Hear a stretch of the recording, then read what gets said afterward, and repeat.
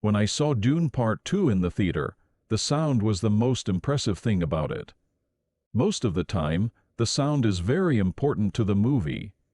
And there are some movies that really put a lot of thought into the sound.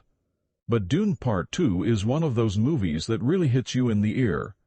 Hans Zimmer did the score for the movie, and he's known for his epic sound. And every shot is so epic that it really draws you into the movie. I'm not going to lie, without the sound, the movie would have been 50 less fun to watch. I watched Dune Part 2 without thinking about the movie trailer or who was in it at all, and I was pleasantly surprised. The cast alone was enough to convince me that I was in for a treat. Right off the bat, we see Dolores Poof as the Emperor's daughter. Very briefly, she explains what happened in the first movie. It's kind of a neutral point of view, not from the Emperor's point of view, but she's defending the family.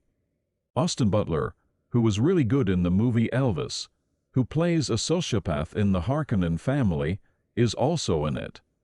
In the Corino family, we have Lee Seydoux, who is the Bene Gesserit, and she's loyal to Mohaim, along with Dolores Poof. They're a group of ancient mystics practically ruling the universe in a vocal way, because every house listens to them and takes their advice, even the Emperor. Timothée Chalamet plays Paul, who has run away to survive and is trying to adapt to the desert. And he's so charming and so good in the role that I just couldn't resist him. He spends the first half of the movie rejecting and trying to avoid the fate that has befallen him.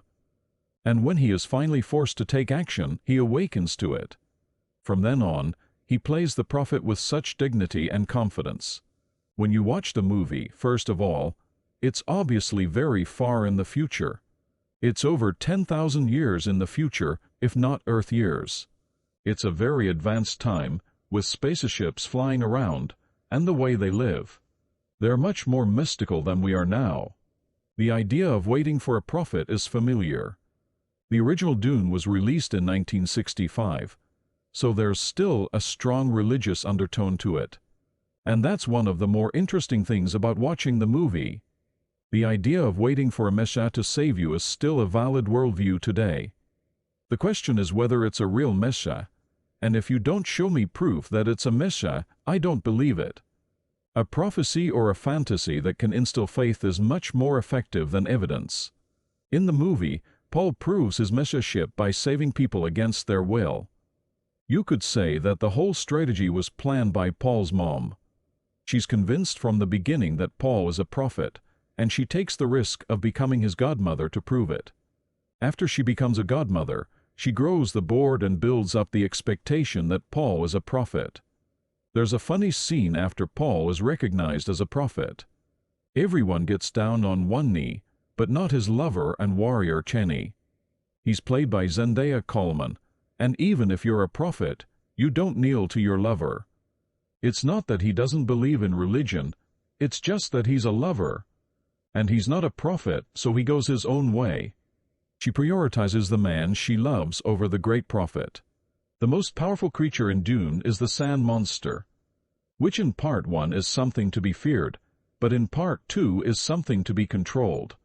To be a true Freeman, you have to be able to call the sand monster and then ride it. And that's where your ability to control it is finally recognized. What's more, the sand monster doubles as a mode of transportation.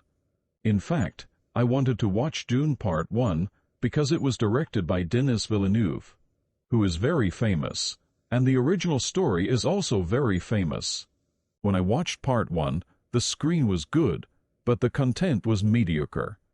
Nevertheless, I watched Dune Part 2, and there is no problem without watching Part 1. The content is very rich and detailed, so it was fun.